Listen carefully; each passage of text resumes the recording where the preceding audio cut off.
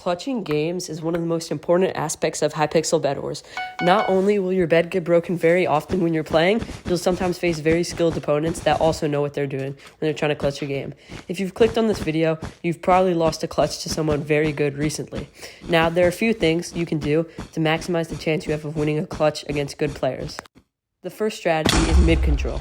Mid control is the idea of always being in mid and controlling all of the emeralds, and from mid, bridging to the diamond gens so you have maxed out gear and can win any fight.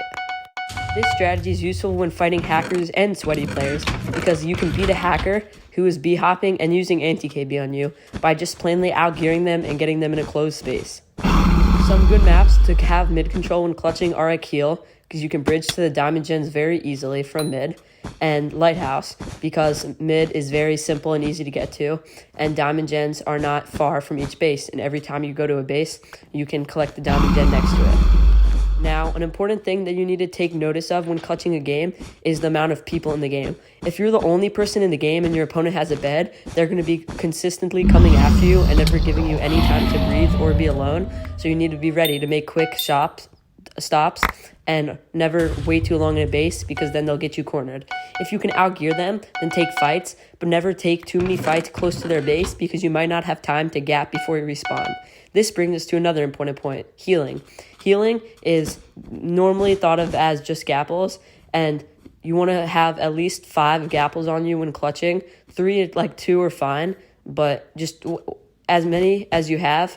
You want to keep a lot in your inventory because you never know when you'll get in a random fight and need a pre-gap, or maybe gap in the middle of the fight as you run. I've had many scenarios where I'm being chased and I fireball or do something to give me time for a quick gap, and that gap wins me the game. If I didn't have that gap, then I would be low and they would outgear me and destroy me. The second important thing that has to do with clutching is clutching. Now, not clutching a game, it more means clutching with ladders or water buckets. Now, clutching is very important because taking falls from heights can really mess up your health and make you lose any fight. For example, jumping off of 10 blocks to reach an opponent can take you down 3 or 4 hearts, and that is not very good when you're fighting somebody who might just get those extra hits on you and beat you. Even if you have the same gear as someone, just taking a small jump might make you lose the fight because you're not prepared to take it with the hearts that you have. Now, there are a few simple methods to stop yourself from losing a fight because of damage.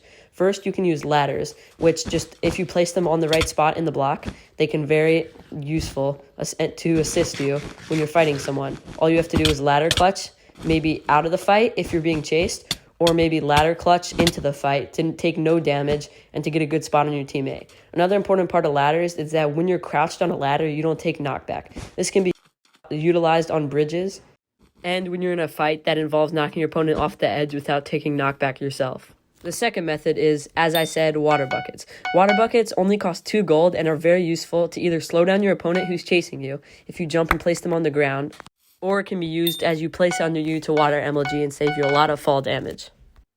And finally, the most important thing when coming to clutch is knowing when to take a fight and when to run. Sometimes you can lose many clutches by thinking that you can beat somebody when you can't if they outgear you or if they're in a better position to beat you.